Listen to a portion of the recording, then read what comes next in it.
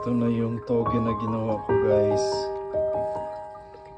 Para gagawa ako ng lumpiang Shanghai. Tapos mag-gisa din with breast chicken and carrots. Ang bilis lang pala niyang gawin, guys. 6 days siya. Ito na. Parang nasobrahan yata siya sa tubo.